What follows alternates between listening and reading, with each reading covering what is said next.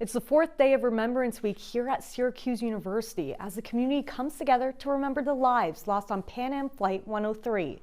Today, Remembrance scholars gathered on the quad for a solemn and silent tradition. Our Ronnie Parrillo joins us live with what some of those scholars shared. Ronnie? Yeah, Dylan, Cora, just a few hours ago at 2 o'clock, students, Remembrance scholars, gathered right here on the Shaw Quadrangle for 35 minutes to sit in silence, remembering the victims of Pan Am Flight 103. The atmosphere today almost palpable as they gathered to remember the lives lost.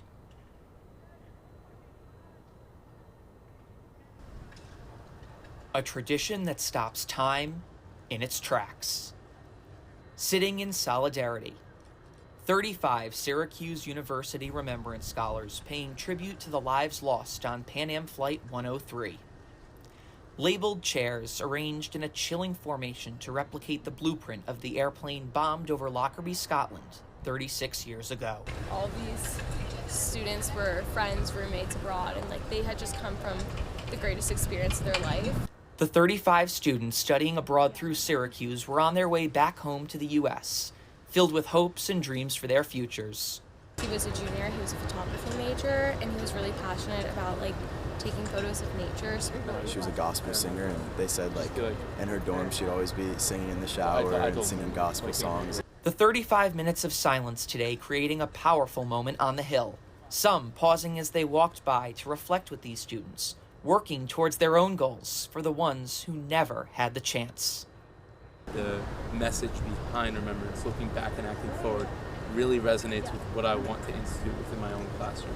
Some scholars striving for this honor since freshman year. Me especially, and it did resonate with a lot of people on my floor as well. There are 7 of us current Remembrance scholars who are here representing people for this cohort.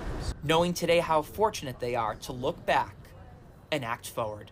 So, people called her Dimples because she was always smiling and she had dimples, and, I just think it's something that I'd like to carry in myself and just be someone who's smiling and be that kind of radiant figure for other people, and it's what she was for so many.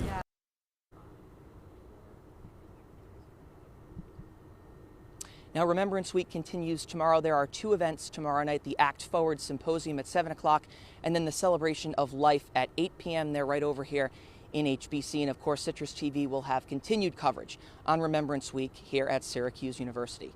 Live on the quad tonight, Ronnie Parrillo, CitrusTV News.